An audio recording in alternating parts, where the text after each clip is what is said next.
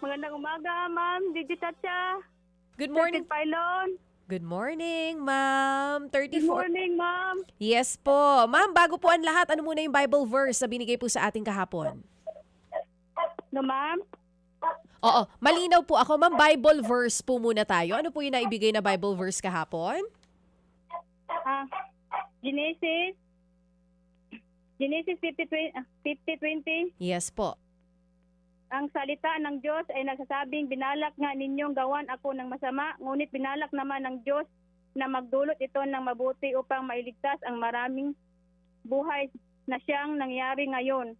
Amen. Oo. Amen. Maraming salamat po. Yes po. Naku, hinga tayong malalim, Jenaline. So, dati daw po kayong OFW sa Qatar. Ano mismo po ang trabaho Opo, nyo ma'am. doon? Domestic helper, Ma'am. Matagal Sa po, Qatar. matagal po kayo doon? Opo, Ma'am. 6 years, Ma'am. Oh, ano pong dahilan bakit umuwi na po kayo dito sa Pilipinas? Umuwi po ako, Ma'am, nung Ma'am, 2024. Kasi paalam po ako kasi nagkasakit yung anak ko na ospital. Sino po? Tapos yun, Ma'am, Sinong anak po dito sa tatlo?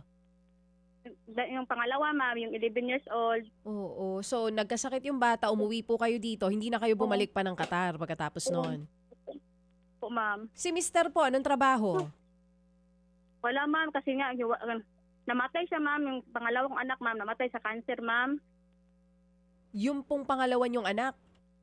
Opo, namatay sa cancer. Tapos yun, Ma'am, umuwi ako dito, Ma'am, yun nga, Ma'am, nabuntis ako, Ma'am, yung bunso ko, Ma'am, 10 months, Ma'am.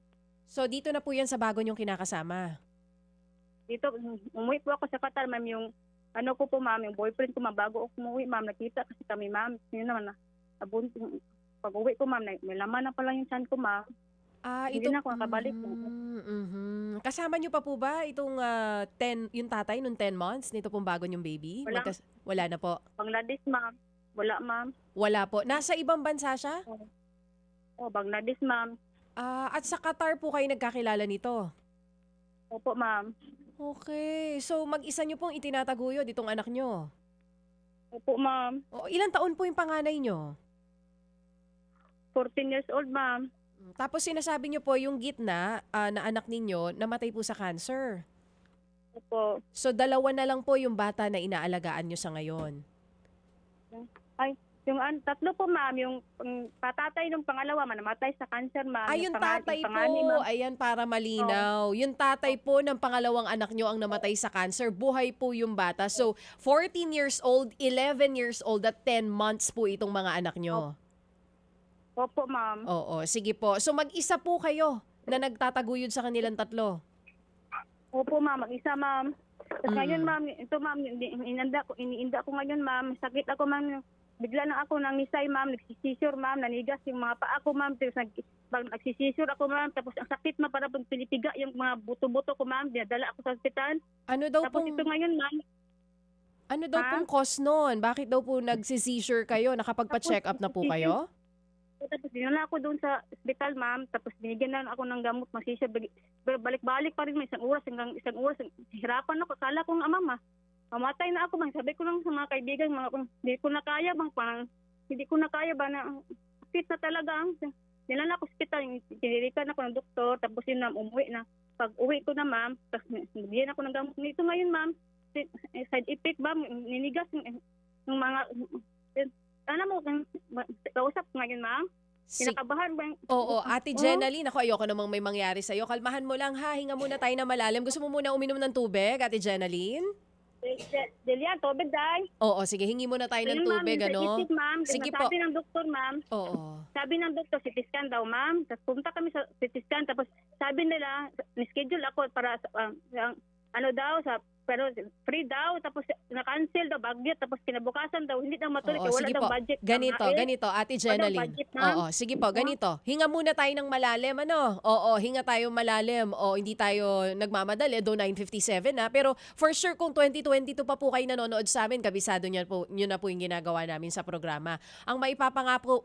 Opo, ang maipapangako po namin sa inyo muna sa ngayon, nanay, ay yung 2,000 piso galing po sa Happy Anonymous natin. Aantabayanan po Opo. namin yun pong mga pruweba dito po sa naikwento ninyo. At sigurado naman, kung ito po'y totoo, tatawagan po namin kayo ulit. Yun po ang talagang mahalaga doon. Pero sa ngayon, okay po ba sa inyo itong 2,000 piso? Saan nyo po gagamitin?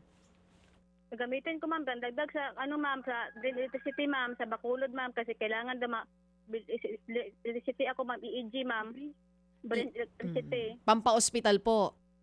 So kailangan daw ma-brain electricity ako kasi nga CT scan, wala daw normal daw, kailangan daw ma-brain electricity ako kasi daw para mabigyan akong tamang gamot. Okay. Normal daw yung CT scan, so kinakailangan ng isa pang examination para mabigyan ka ng tamang gamot. Okay, sige. So, Jeneline, ito lang muna ha. Tatanggapin mo yung 2,000, balitaan mo kami at muli kami tatawag sa iyo. Jeneline, okay?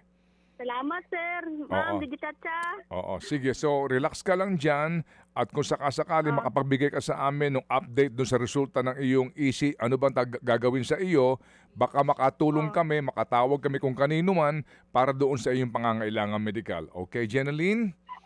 Sige. Opo. Sige. To God be all the glory and God bless you. Salamat na marami. Jeneline thank you, Lord. Sotes Thank you. ng Negros Occidental. Galing po kay Happy Man ang kanyang paunang 2,000 piso tulong po sa pagpapagamot ni Jeneline. Dati po siyang OFW sa Qatar. Ngayon, mainam din niyang kasi kung sakasakali baka natin maaaring ilapit din sa OWA. Kasi po ang gobyerno po, ang OWA, DMW, may programa din sa mga returning OFWs. Baka lang po hindi pa siya nakakuha ng benepisyo dito. O kung may nakuha man, baka po mayroon pang karagdagan. Okay. Mga kapatid, para sa iba pang mga balita at impormasyon, sundan niyo po kami sa X, Instagram, Facebook at syempre sa TikTok, True Network PH. Mag-subscribe din po kayo ha sa aming YouTube channel, True Network. May website din po tayo, truenetwork.ph, at pwede nyo rin po kaming mapanood sa Channel 19 ng aming True FM TV. Lagi pa rin makinig sa radyo dito po sa 105.9 True FM dahil dito, laging true sa'yo, kapatid.